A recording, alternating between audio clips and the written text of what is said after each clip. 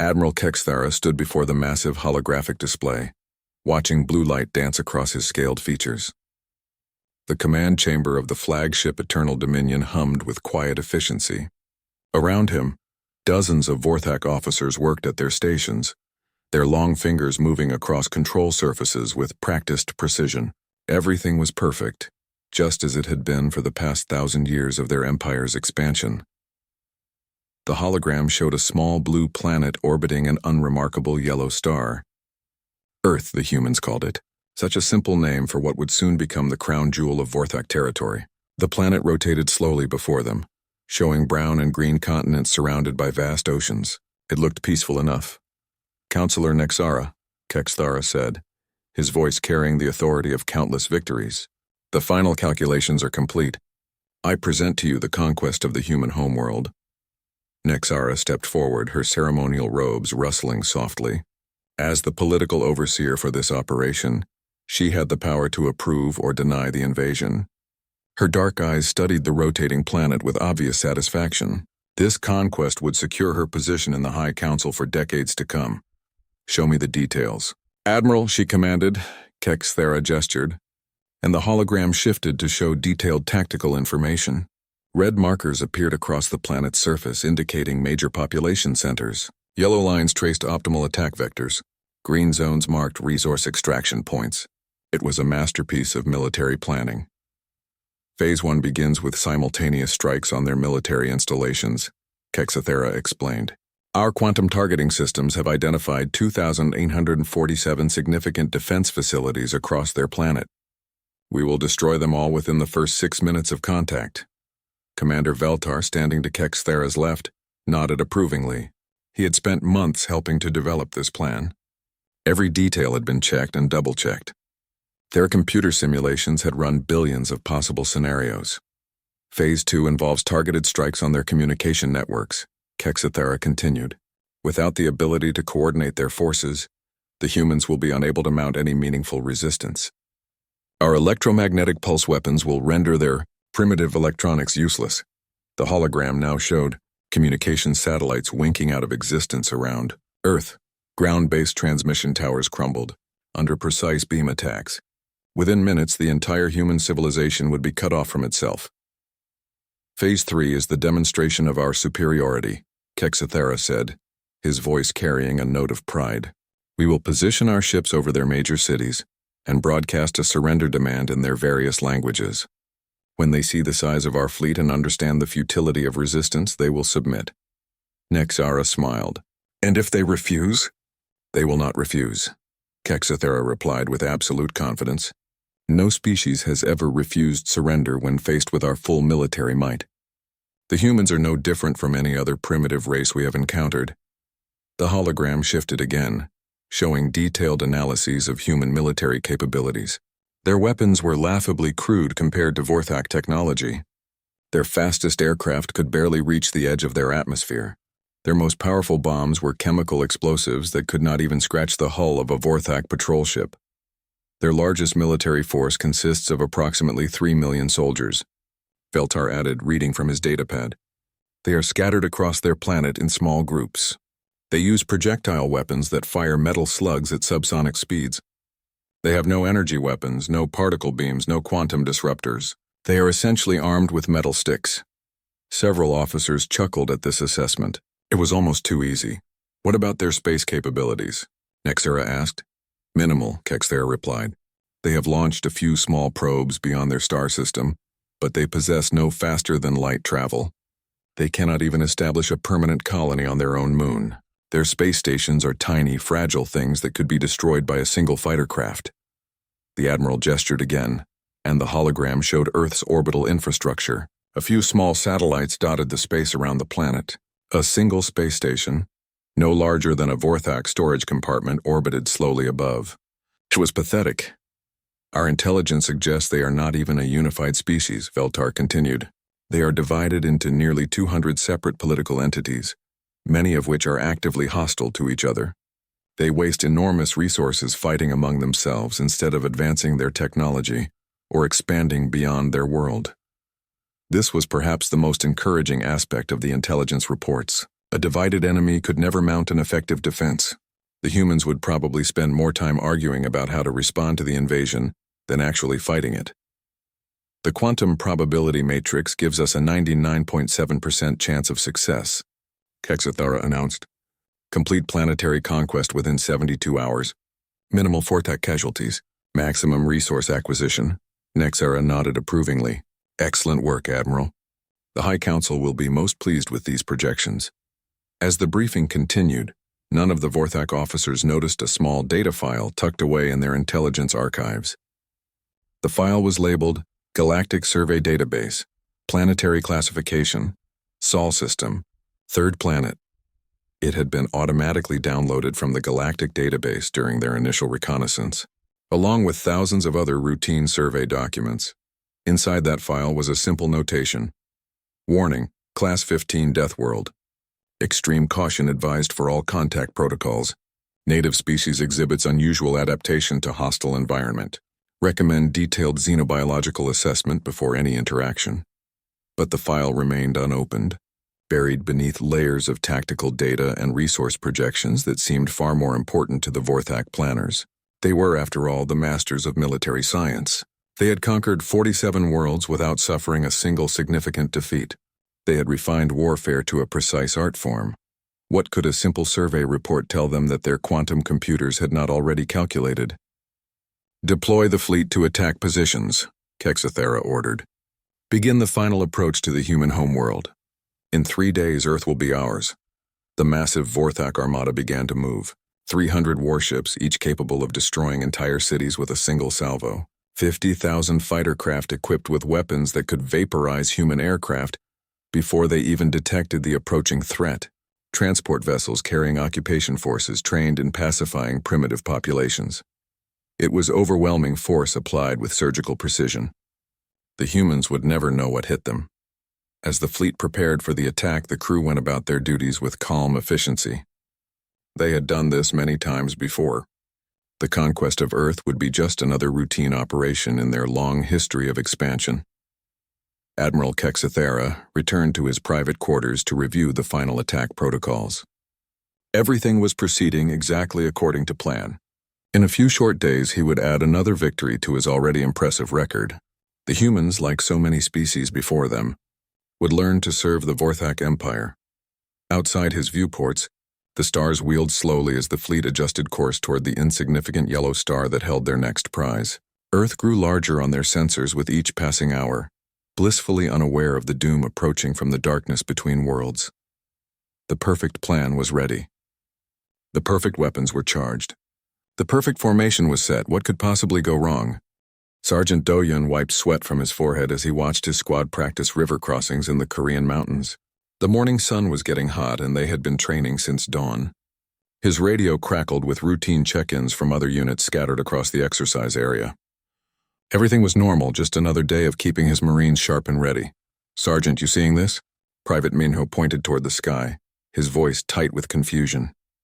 Do-Hyun looked up and felt his stomach drop. Dark shapes were moving across the blue sky, too large to be aircraft and moving in perfect formation. They were silent, which made them even more unsettling. No human aircraft could move that quietly. "What the hell are those?" another Marine whispered. Before Do-Hyun could answer, his radio exploded with frantic voices. Reports were flooding in from units across the country, then from around the world. The same massive ships were appearing everywhere at once, hanging in the sky like dark storm clouds. 200 kilometers away in Seoul, Miran sat at her communications desk in the military command center. She had been monitoring routine traffic when every screen in the room suddenly lit up with incoming alerts. Her fingers flew across her keyboard, trying to make sense of the flood of data.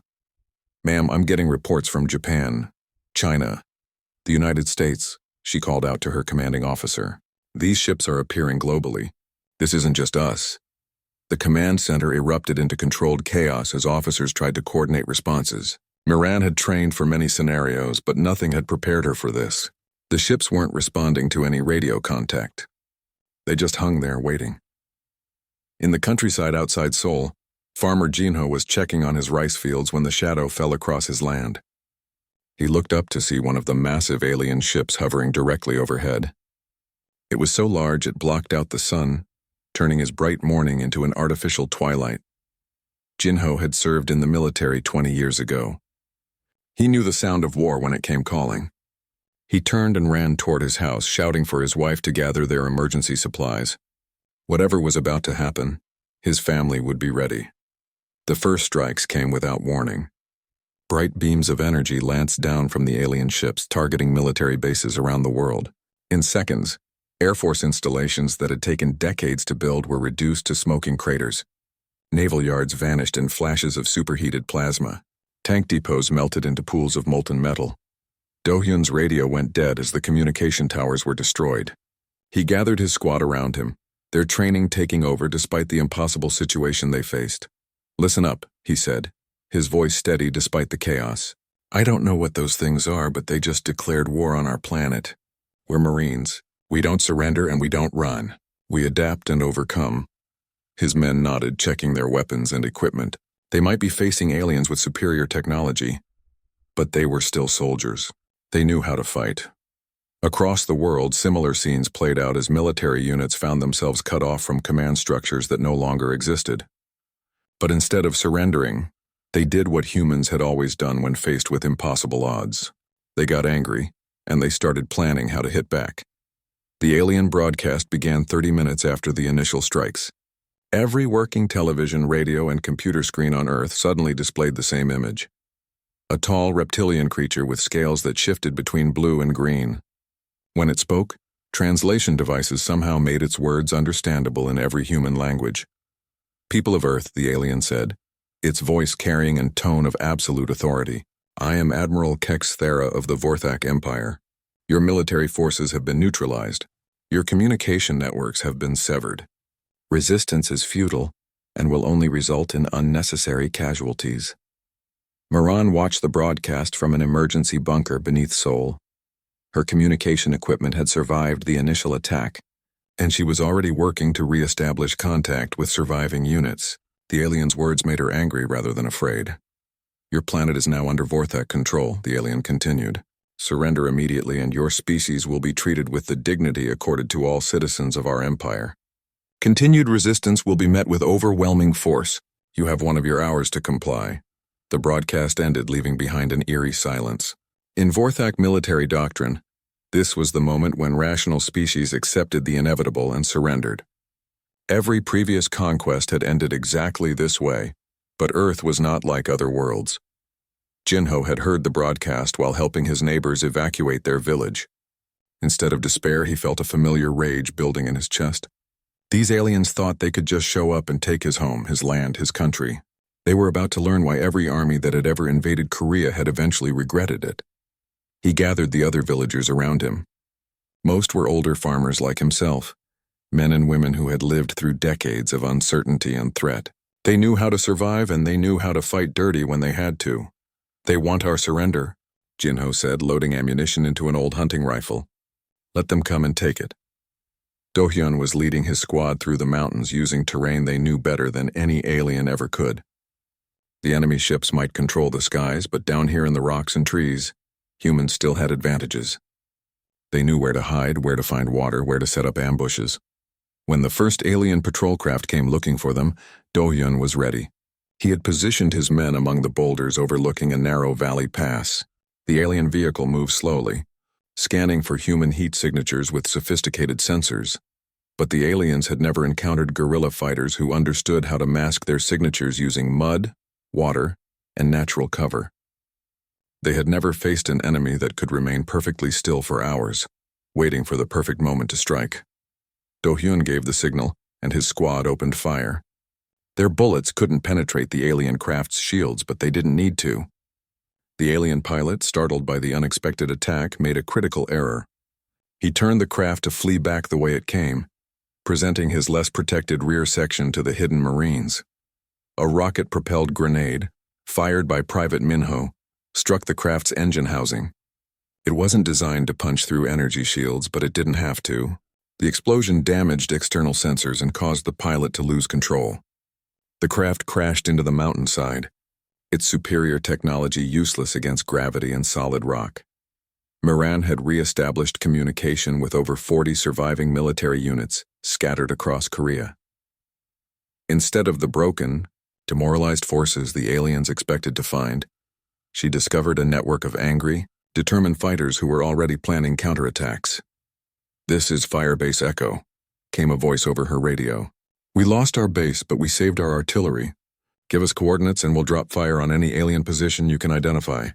"Submarine Tiger Shark reporting," said another voice. "We were submerged during the initial attack. All weapons operational, hunting for targets." The reports kept coming in. Pilots who had saved their aircraft by taking off before the strikes hit. Tank crews who had hidden their vehicles in caves and tunnels. Infantry units that had melted into the civilian population, ready to emerge when the time was right. The aliens had destroyed humanity's fixed installations and cut their official communication lines. But they had failed to understand something fundamental about human nature. When attacked, humans didn't just surrender. They adapted. They improvised. They found new ways to fight. As the alien deadline approached, Admiral Kexithera waited confidently for the human surrender. His sensors showed no signs of organized military resistance. The primitive human communication networks remained silent. Everything was proceeding according to plan. But in mountain caves and forest clearings, in hidden bunkers and basement workshops, in fishing boats and subway tunnels, humanity was preparing to show these aliens what a Deathworld species looked like when it got angry. The 1-hour deadline passed without a response from Earth's governments. They couldn't respond because most of their leadership was dead or scattered. But the silence wasn't surrender. It was the quiet before the storm. The real war was about to begin. Sunho had been leading mountain rescue operations for 15 years. He knew every trail, every cave, and every dangerous passage in the Korean mountains. When the aliens came, he realized that knowledge was now a weapon. The alien ground forces had landed 3 days after their ultimatum expired. They moved in perfect formations across the valleys, their advanced equipment scanning for human resistance. Their environmental suits protected them from Earth's atmosphere, and their energy weapons could punch through solid rock. They looked unstoppable, but they had never climbed mountains in a blizzard. Sunho watched from his hidden position as a column of alien soldiers marched up the narrow trail toward Eagle's Pass. The weather was turning bad, with heavy snow clouds gathering overhead. Perfect hunting conditions. He keyed his radio, speaking in the coded language that Moran had developed for the resistance network.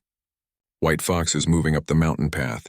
40 of them single file. The sky is getting angry." 5 kilometers away, Do-hyun received the message and grinned grimly. He had been waiting in position for 2 hours, his marines hidden among the rocks above the pass. They were cold, wet, and miserable, but they were used to it. The aliens were about to learn why Earth was classified as a hostile environment. The blizzard hit, just as the alien column reached the narrowest part of the pass. Winds that could knock a grown man off his feet suddenly howled through the mountains. Snow fell so thick that visibility dropped to almost zero. The temperature plummeted 20 degrees in minutes. The alien soldiers stumbled and struggled against the wind. Their suits were designed for space, not for Earth's wild weather. Ice began forming on their visors. Their perfect formation collapsed as they fought just to stay upright. Do-hyun gave the signal. Explosives that his men had planted earlier brought down a rock slide that blocked the trail behind the aliens. More charges collapsed the path ahead. The enemy was trapped in the worst possible place during the worst possible weather. The Marines didn't even need to fire their weapons. They just waited while Earth itself killed the invaders. Alien soldiers lost their footing on icy rocks and fell into deep ravines. Others became separated from their units in the whiteout conditions and froze to death when their heating systems failed. A few tried to call for rescue, but the storm interfered with their communications. In Seoul, Yuna was making an even more important discovery. She had been working in a biology lab when the invasion began, and she had managed to recover samples from a crashed alien patrol craft. What she found changed everything. The aliens were incredibly advanced, but they had one fatal weakness. They came from a world where dangerous bacteria and viruses didn't exist. Their immune systems were completely unprepared for Earth's hostile microscopic life. Yuna stared at her test results in amazement. Even with their protective suits, the aliens were vulnerable. Earth's bacteria could eat through their filtration systems. Fungal spores could clog their breathing apparatus. Simple mold could short-circuit their electronics. She reached for her radio to contact Miran. This information needed to reach every resistance cell on the planet. All units. This is Lab 7, she broadcast. I have critical biological intelligence. The visitors don't like our local microscopic friends. Repeat, they are vulnerable to environmental contamination. Across the city, Kyung was putting this information to immediate use. As an urban warfare specialist, he understood that cities were just as dangerous as mountains if you knew how to use them properly. Seoul's subway system had become his personal hunting ground. The aliens had learned to avoid the surface streets, where human snipers and improvised explosives took a constant toll. Instead, they used the underground tunnels to move their forces safely through the city. They thought the abandoned subway system would give them protected routes to their objectives. They were wrong. Kyung had spent weeks preparing the tunnels. He knew exactly which ones flooded during heavy rain. He knew where the electrical systems were most vulnerable. He knew which abandoned stations had poor air circulation. When the alien patrol entered the Hongdae station, they walked into a carefully prepared trap. Kyung had broken open the sewage lines, flooding the platform with contaminated water. He had released millions of bacterial spores into the air circulation system. He had rigged the lights to fail at specific moments, plunging sections of the tunnel into complete darkness. The aliens stumbled through the flooded platform, their suit systems already beginning to fail as Earth's hostile biology attacked their equipment. Emergency lights cast eerie shadows that made every corner a potential threat. The sound of dripping water echoed through the tunnels, but they couldn't tell if it was just moisture or if human fighters were moving through the darkness around them. One by one, the aliens began to collapse. Their filtration systems couldn't handle the biological assault. Their suits developed leaks that let in more contamination. Their communication equipment failed as corrosive bacteria ate through the connections. Kyung didn't even need to fire a shot. Earth was doing the killing for him. Meanwhile, Sunho was leading the surviving aliens from the mountain pass into an even deadlier trap. The few who had survived the blizzard were now lost, cold, and desperate. Their sophisticated navigation systems couldn't cope with the magnetic interference from the mountain's iron deposits. He had led them to Dead Man's Canyon, a place where rescue teams rarely bothered to search because nothing that fell in ever came out alive. The canyon was filled with poisonous gases that seeped up from underground. Loose rocks made every step treacherous. Hidden caves harbored animals that had learned to be very aggressive toward anything that didn't belong. The aliens never had a chance. Their environmental suits protected them from the atmosphere, but not from the rockfalls. Their weapons were useless against gravity and geology. Their advanced technology meant nothing when the ground itself was trying to kill them.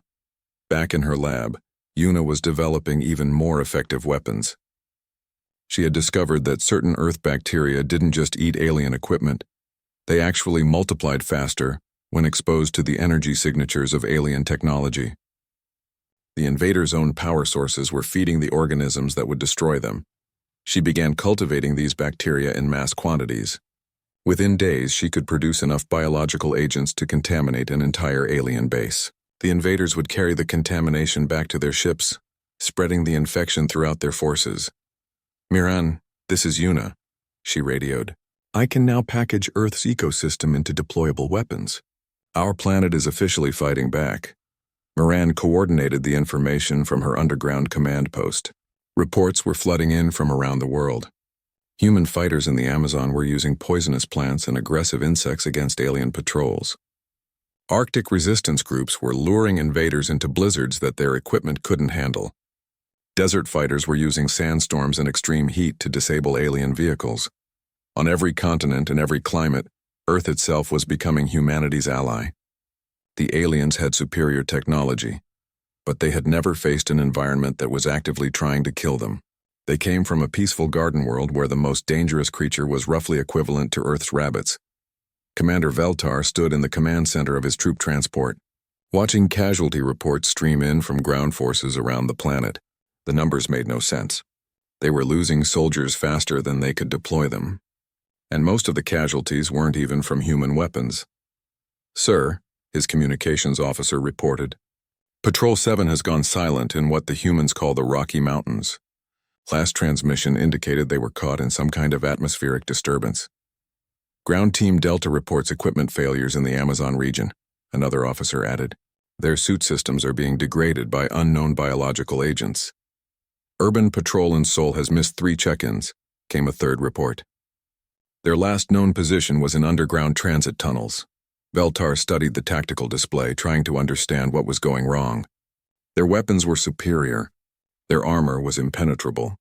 Their technology was centuries ahead of anything the humans possessed. So why were they losing? He pulled up the environmental data on Earth and began reading carefully for the first time.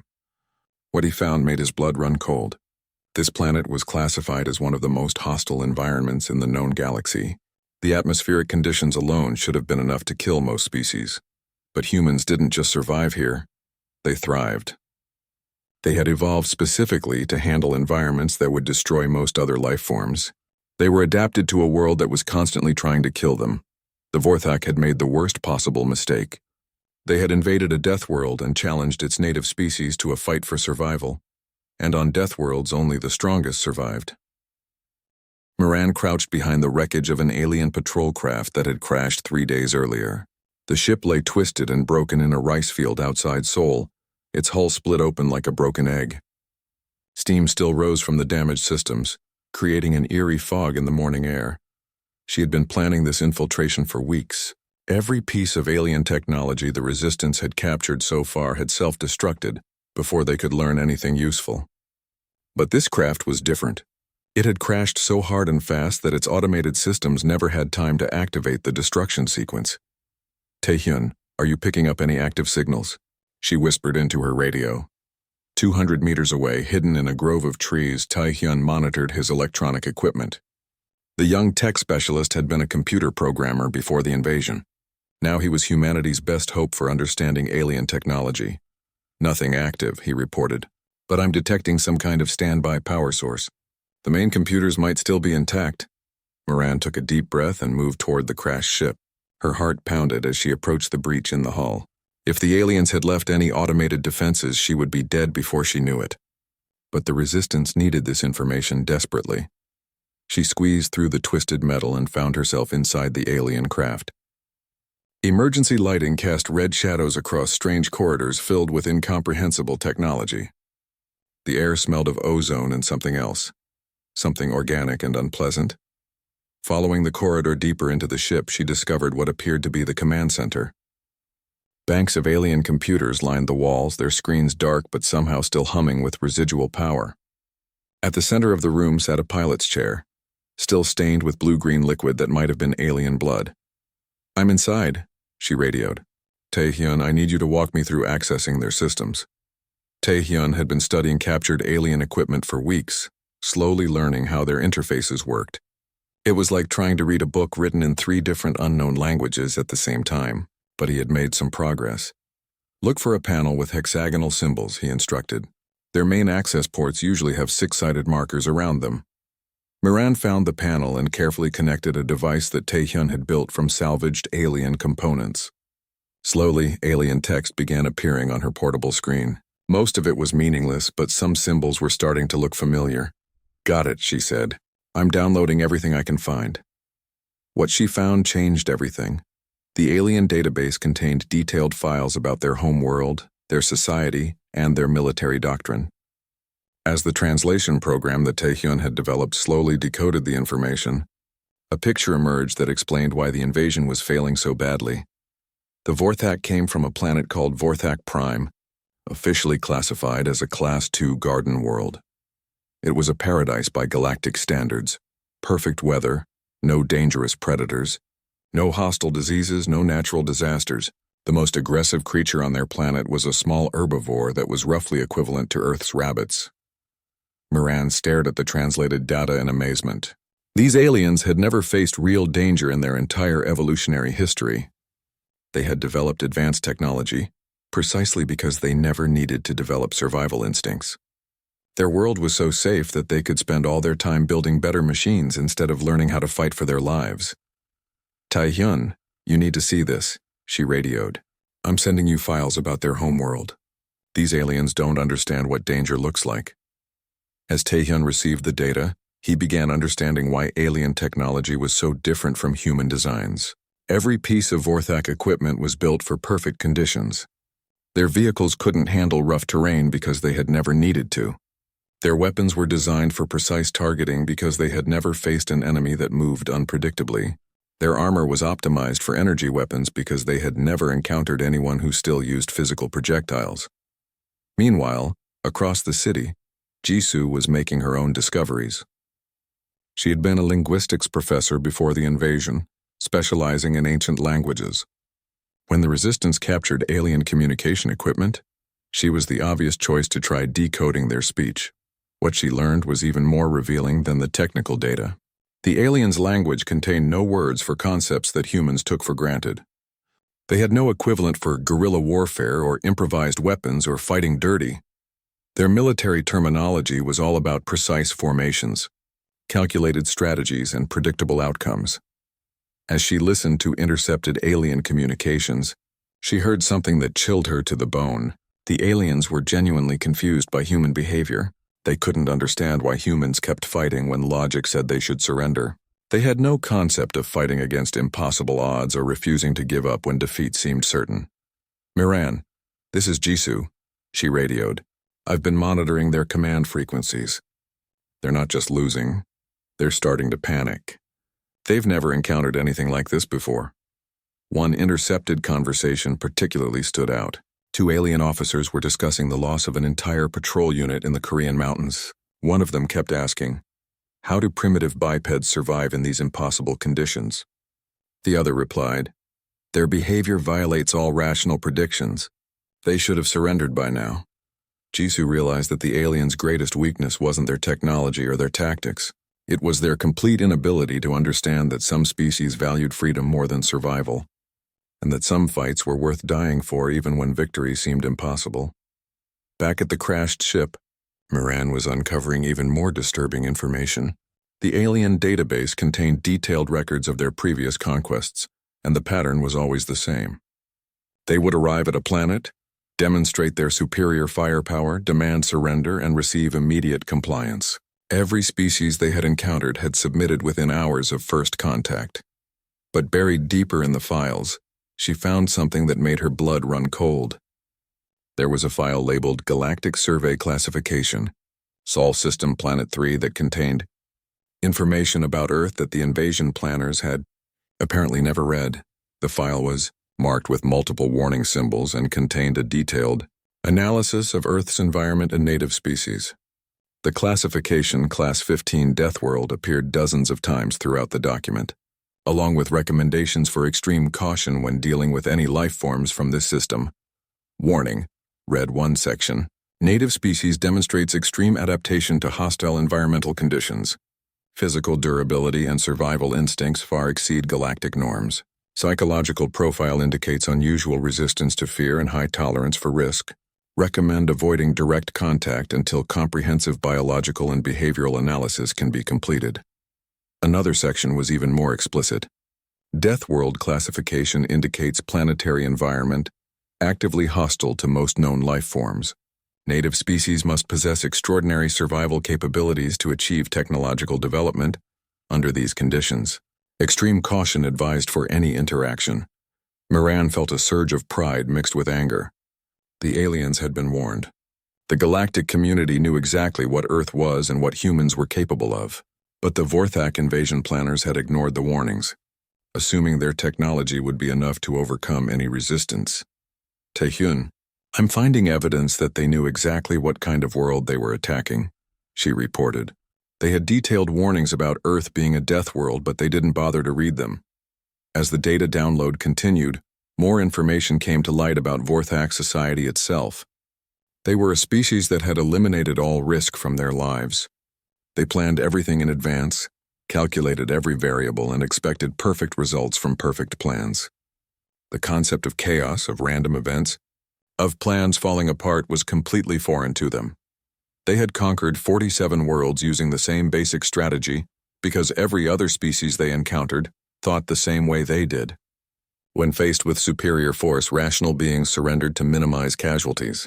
It was logical, predictable, and efficient. But humans weren't rational in the way the aliens understood rationality. Humans would choose to fight hopeless battles for abstract concepts like freedom and dignity. They would sacrifice themselves for people they barely knew. They would keep fighting even when victory was mathematically impossible.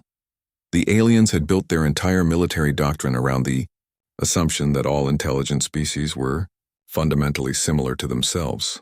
They had never encountered a species that valued pride over survival, or that could function effectively in chaos and uncertainty. Jisoo, Taehyun, we need to get this information to every resistance cell on the planet, Miran said as she prepared to leave the crashed ship. These aliens aren't just technologically unprepared for Earth. They're psychologically incapable of understanding how we think. As she squeezed back through the breach in the hull, carrying stolen data that would change the entire course of the war, Moran realized that humanity had been given an incredible gift. Commander Veltar stood in the dim light of the Eternal Dominion's medical bay, staring at the latest casualty reports with growing horror. The numbers on his datapad told a story that defied everything he had learned about military science. In just 2 weeks, they had lost more soldiers on this single planet than in their previous 10 conquests combined. Sir, the medical officer reported, his voice shaking. We've had to convert 3 cargo bays into additional medical facilities. The injuries are unlike anything we've seen before. Frostbite, biological contamination, crushing trauma from falling rocks, infections from unknown microorganisms. Veltar nodded grimly. These weren't battle wounds from energy weapons or explosions. These were the injuries of soldiers who had been fighting the planet itself. Many of his troops were being killed by Earth's environment before they even encountered human resistance fighters. What about the psychological casualties? He asked. The medical officer's expression grew even more disturbed. Worse than the physical ones, sir. Our soldiers are trained for clean, orderly warfare. They can't adapt to an enemy that attacks from shadows, uses the environment as a weapon, and refuses to surrender even when defeat is certain. Many are requesting transfer off-planet. Back on Earth's surface, Do-hyun was putting the intelligence from Moran's discovery to immediate use. The knowledge that the aliens came from a safe, predictable world had changed everything. Now he understood exactly how to break them. He stood on a hilltop overlooking a valley where alien forces had established a forward base. The base was perfectly organized. Geometric buildings, straight roads, precise patrol routes. It looked like something built by machines rather than living beings. They're so used to perfect plans that they can't handle it when things go wrong, he told his assembled team leaders. So we're going to make sure everything goes wrong at once. The plan he outlined was nothing like traditional military strategy. Instead of trying to destroy the base with overwhelming force, they would create chaos. Small simultaneous attacks from multiple directions, random explosions that served no obvious tactical purpose, sniper fire from impossible angles, psychological warfare designed to make the aliens question everything they thought they knew about combat. Remember, Do-hyun emphasized, we're not just fighting their bodies, we're fighting their minds. Make them afraid. Make them confused. Make them doubt their own superiority. 50 kilometers away, Hana was preparing for her own contribution to the war effort. She had been a test pilot before the invasion, specializing in experimental aircraft. When the aliens destroyed most of Earth's air force, she thought her fighting days were over. But then Wonho had approached her with an impossible idea. We can't beat their technology, Wonho had explained, but we can steal it and make it better. Wonho had been an engineer at a military research facility before the war. Unlike the aliens, he was used to working with imperfect materials, impossible deadlines, and equipment that barely functioned. He thrived on improvisation and creative problem-solving. Together, they had spent weeks studying wreckage from crashed alien fighters. While Taehyun worked on understanding alien computers, Wonho focused on their engines, weapons, and flight systems. What he discovered was that alien technology was incredibly advanced but also incredibly fragile. Their ships are built for perfect conditions, he told Hana as she examined the hybrid fighter they had constructed. Perfect maintenance, perfect fuel, perfect environments. But we can make them work in imperfect conditions by adding human engineering. The aircraft Hana was about to pilot looked like nothing that had ever flown before. It had the sleek hull of an alien fighter, but it was reinforced with steel plates welded on by human hands. Alien energy weapons were mounted next to conventional machine guns. The sophisticated alien navigation system was backed up by a simple magnetic compass duct taped to the dashboard. It's ugly, Hana said, running her hands over the patchwork surface. But it'll fly in a sandstorm. Keep working when half the systems fail, and hit targets that their pretty machines can't even see. Meanwhile, Moran was coordinating the largest resistance operation in human history. Using the alien communication equipment they had captured, she had managed to establish contact with resistance cells on every continent. The network that had started as scattered survivors was now becoming a global army. Operation Reverse Storm begins in 6 hours, she broadcast to resistance leaders around the world. All units attack simultaneously. Make it loud, make it chaotic, and make it impossible for them to predict what comes next. The aliens had been expecting human resistance to follow predictable patterns. They had prepared for conventional military responses, tank battles, air-to-air combat, siege warfare. What they got instead was something their strategic computers couldn't analyze or predict. In Australia, resistance fighters used trained kangaroos to carry explosive charges into alien camps. The aliens' motion sensors were calibrated for human movement patterns and couldn't track the bouncing, unpredictable motion of the animals. In Canada, Inuit fighters led alien patrols onto thin ice, where their heavy equipment broke through and sank into freezing water. The aliens' thermal suits couldn't handle prolonged exposure to Arctic conditions. In Brazil, indigenous hunters used blowguns with darts tipped in local poison to take down alien soldiers.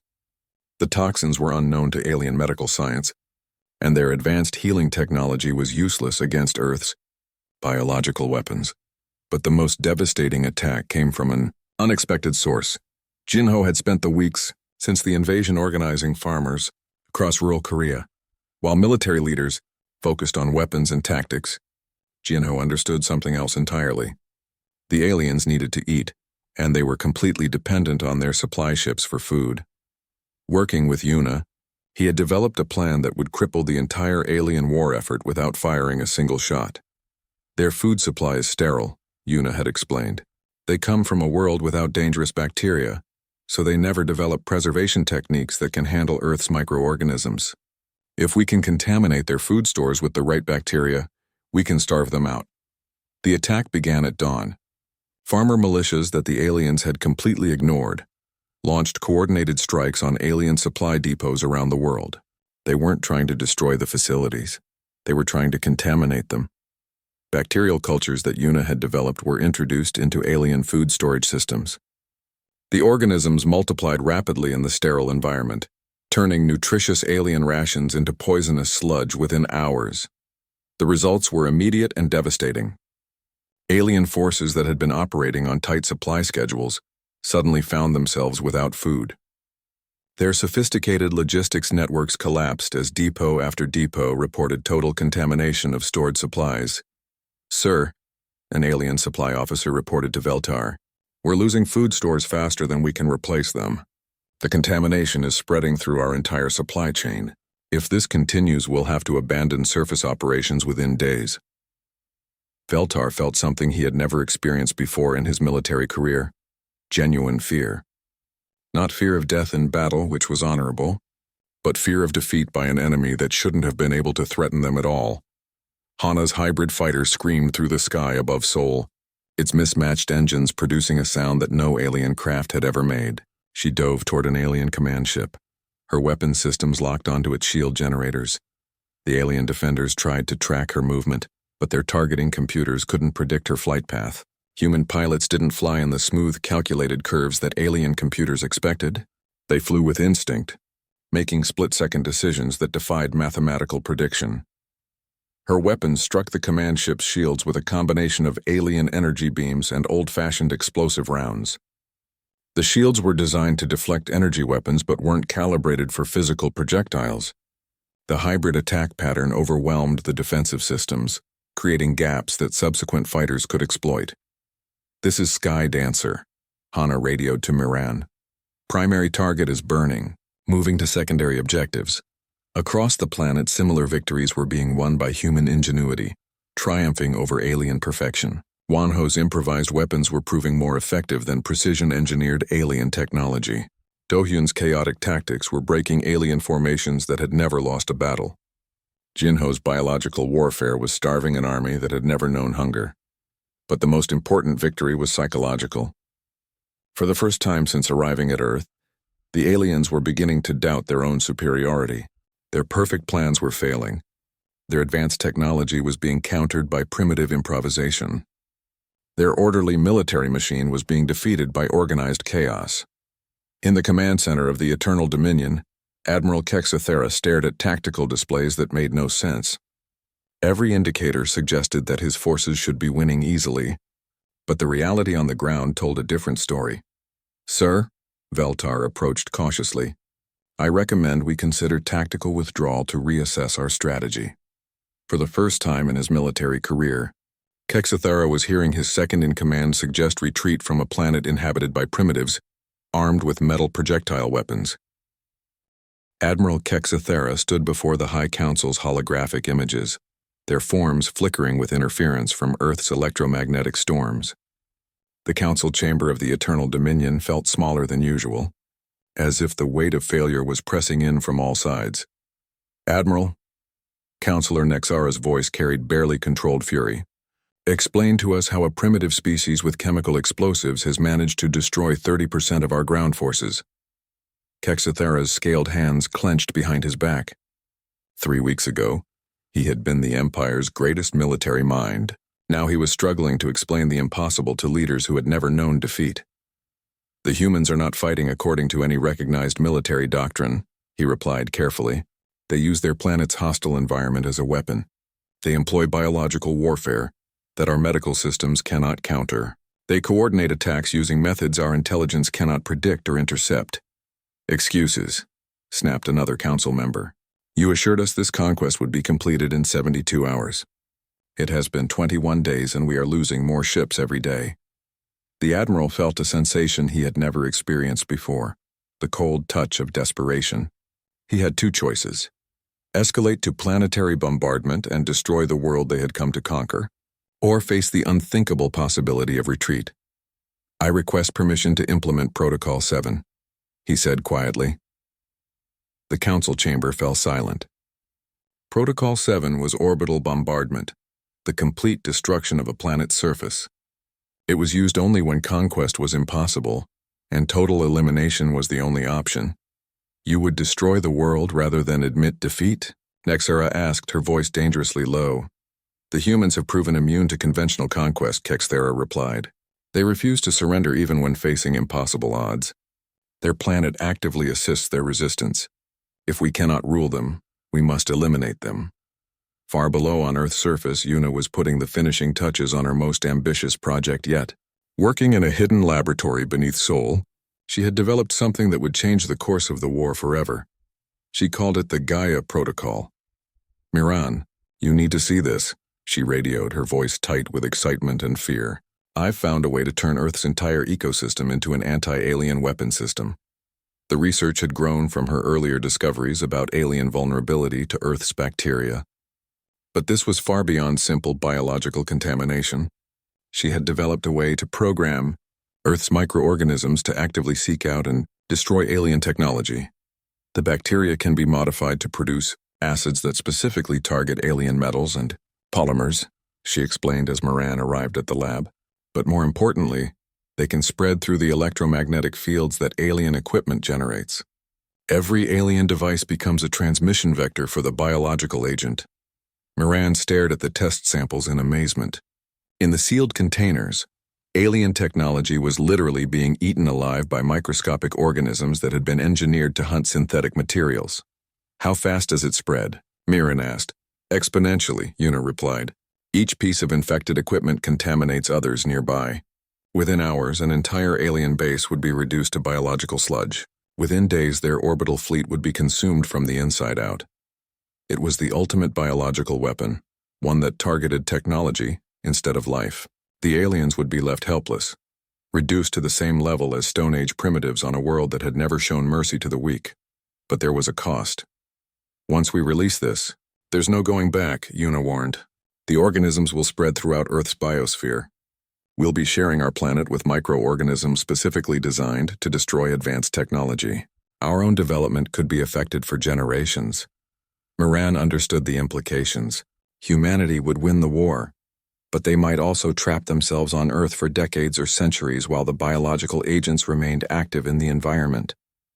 Across the city, Hyung was leading the final preparations for the most desperate assault in human history. Intelligence reports suggested that the aliens were preparing for orbital bombardment. If they couldn't conquer Earth, they would sterilize it. "We have one chance," he told the assembled resistance fighters. "Get aboard their command ship and take out their planetary bombardment systems before they can activate them." The plan was insane by any rational military standard.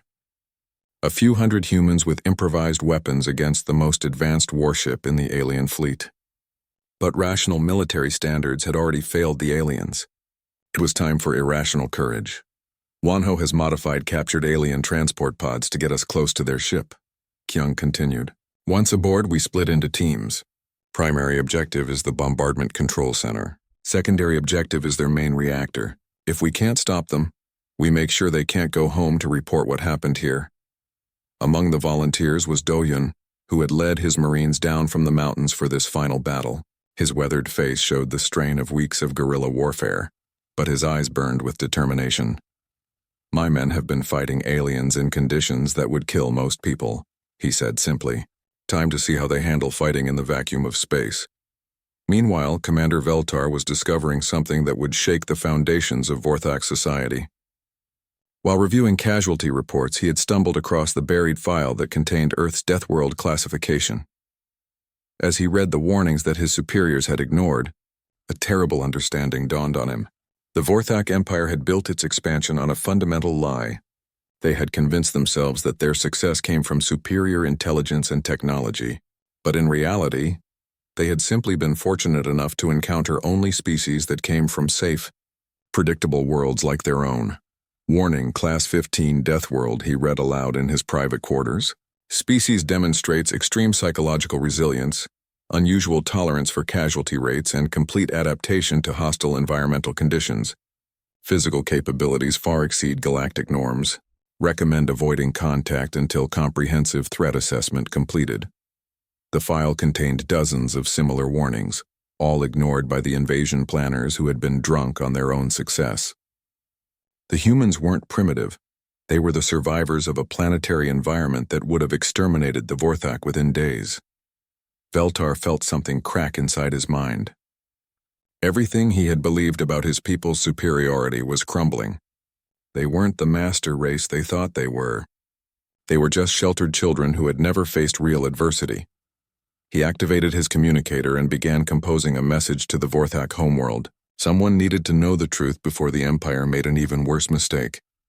High above, in the command center of the Eternal Dominion, Kexathara was preparing to give the order that would condemn an entire world. The orbital bombardment systems were charging, their targeting computers locked onto Earth's major population centers. "Sir," his weapons officer reported, "bombardment systems at 90% charge. We can commence firing in 10 minutes. Through the observation ports, Earth hung before them like a blue and white jewel. It looked peaceful from this distance, beautiful even. It was hard to imagine that this lovely world had become the graveyard of Vorthak ambitions." "Admiral," Veltar's voice came over the communication system. "I'm transmitting data that you need to see before proceeding with Protocol 7. Kexathara ignored him. He had made his decision. If the humans wanted to fight to the death, he would accommodate them. But on Earth's surface, Yuna was making her own decision. She looked at the containers of modified bacteria that could end the war in humanity's favor, regardless of what the aliens decided to do. "Release the Gaia Protocol," she ordered her assistants. Across the planet, hidden laboratories began releasing clouds of engineered microorganisms into the atmosphere. The organisms spread rapidly, carried by wind and rain to every corner of the globe. Within hours, they would begin their work of systematically destroying every piece of alien technology they encountered. At the same time, Kyung's assault force was launching from hidden positions around the world. Modified alien pods raced toward the orbiting fleet, their human pilots flying with the desperate skill of a species that had learned to thrive on the edge of extinction. The final battle was beginning, and it would determine not just the fate of Earth, but the future of human civilization among the stars. In space, Admiral Kexathara watched the approaching human craft with contempt. A few primitive fighters against his massive fleet. It would be over quickly. He had no idea that those primitive fighters carried the fury of an entire Deathworld, and the desperate courage of a species that refused to surrender even when facing the impossible. The breaking point had arrived. The first sign that something was wrong came from the outer ships of the Vorthak fleet. Warning lights began flashing across control panels as hull sensors detected microscopic contamination spreading through their systems. Within minutes, the contamination had reached critical components. "Admiral," the communications officer reported, his voice tight with panic. "The Swift Strike reports total system failure. Their engines are dissolving, sir." Admiral Kexathera spun toward the tactical display, watching in horror as ship after ship began reporting similar failures. The Gaia Protocol was working exactly as Una had designed it. Earth's weaponized bacteria were consuming alien technology faster than anyone had believed possible. "How is this possible?" Kexathera demanded. "Our hulls are made of quantum-bonded alloys. Nothing should be able to break them down." But Earth's evolution had produced organisms capable of breaking down anything, given enough time and the right conditions. Una had simply accelerated the process and given them a taste for alien materials. Through the chaos of failing systems and panicking crews, Kyung's assault force punched through the fleet's defenses. The alien point defense systems were designed to track orderly attack formations, not the wild, improvised flying patterns of humans who had learned to pilot by instinct rather than computer calculation. Do-hyun felt his stomach lurch as their stolen alien pod spiraled through a gap in the fleet's defensive fire. Around him, his Marines checked their weapons one final time. They were still carrying the same rifles they had used in the Korean mountains weeks ago. Simple, reliable weapons that would keep working even if everything else fell apart.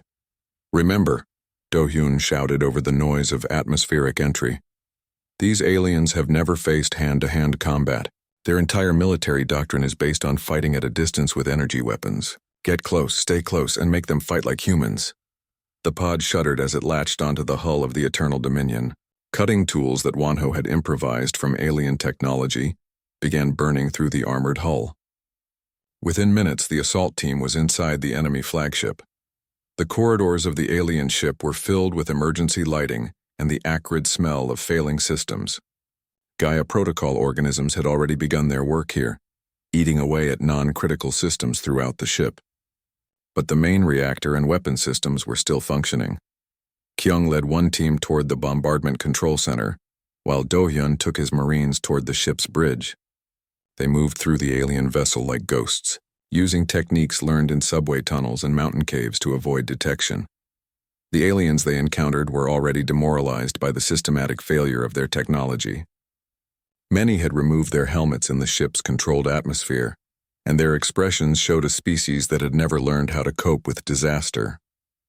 They surrendered or fled rather than fight, unable to adapt to the chaos that humans had lived with their entire lives. "This is too easy," one of Do-hyun's Marines whispered as they approached the bridge. "That's because they've never had to fight for anything," Do-hyun replied. "We have." On Earth's surface, the effects of the Gaia Protocol were spreading beyond anyone's expectations. Alien bases that had seemed impregnable just hours earlier were collapsing into biological sludge. Weapons that had terrorized human resistance fighters were dissolving into harmless organic matter. Moran watched from her command post as reports flooded in from around the world. The alien occupation was ending not with a bang, but with a whisper as their technology simply ceased to exist. "Una, your bacteria are working faster than you predicted," she radioed. "We're getting reports of complete alien-based dissolution in under 6 hours. The organisms are adapting," Una replied, monitoring the biological spread from her laboratory. "They're learning to break down alien materials more efficiently with each generation. Evolution in real time, but the victory was coming at a cost. Early reports suggested that the organisms were also affecting some human technology, particularly electronics with exotic components. Earth was becoming hostile to advanced technology of any kind." Aboard the Eternal Dominion, Kyung's team had reached the bombardment control center. The massive chamber was filled with targeting computers and weapon control systems that could destroy entire continents. But as they watched, green bacterial films were spreading across the control surfaces, eating through the sophisticated electronics. "Disconnect the firing controls," Kyung ordered his team. Even if the bacteria destroy everything else, we need to make sure they can't target Earth's surface. His engineers went to work with human tools, hammers, crowbars, and explosive charges. They destroyed alien technology the same way humans had always solved problems, with direct action and brute force. Meanwhile, on the bridge, Do-hyun was facing Admiral Kexthera in person. The alien commander stood before the main tactical display, watching his fleet dissolve around him.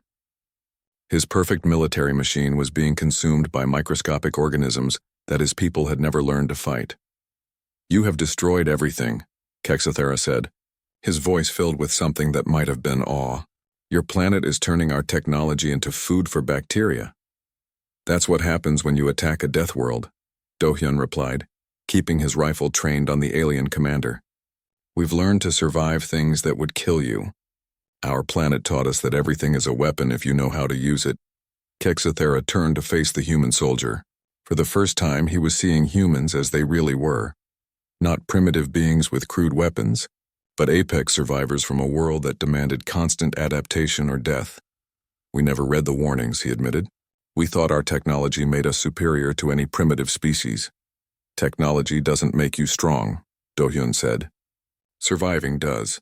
And Earth has been trying to kill us since we learned to walk upright." Commander Veltar appeared in the bridge doorway, his hands raised in surrender. Behind him came a stream of alien officers, their weapons discarded and their faces showing the defeat of a species that had never learned how to lose. "Admiral," Veltar said quietly, "the fleet is requesting permission to withdraw. We have lost 70% of our ships to biological contamination. The remainder are experiencing critical system failures." Kexthera looked around the bridge that had once been the symbol of Vorthak power. Now it was being slowly consumed by Earth's microscopic defenders. The perfect order that had defined his entire civilization was crumbling into organic chaos. "Signal the withdrawal," he ordered. "All ships that can still achieve faster than light travel are to return to Vorthak space immediately." "What about the ground forces?" Veltar asked. Kexthera closed his eyes. "They are stranded. Their equipment will be consumed within days. They will have to surrender to the humans." As the surviving Vorthak ships limped away from Earth, their hulls eaten through with bacterial holes and their systems failing one by one, humanity began to assess what they had won and what they had lost. The immediate victory was complete. The alien invasion force was destroyed or retreating. Earth was free from foreign occupation. But the Gaia Protocol had changed the planet forever. "We're going to be stuck here for decades," Yuna explained to Moran as they surveyed the biological aftermath. "The organisms are now part of Earth's ecosystem. Any advanced technology will be vulnerable to bacterial attack until we can develop proper countermeasures." Moran nodded, understanding the implications. Humanity had won the war, but they had also locked themselves into a defensive position.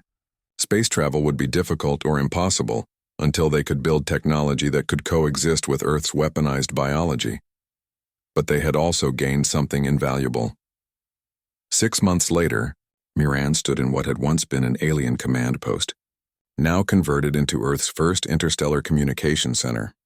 Using captured alien technology that had been carefully sterilized and protected from bacterial attack, she was preparing to send humanity's first message to the galactic community. "This is Earth calling all spacefaring civilizations," she broadcast across the galaxy. "We are the humans of Sol III.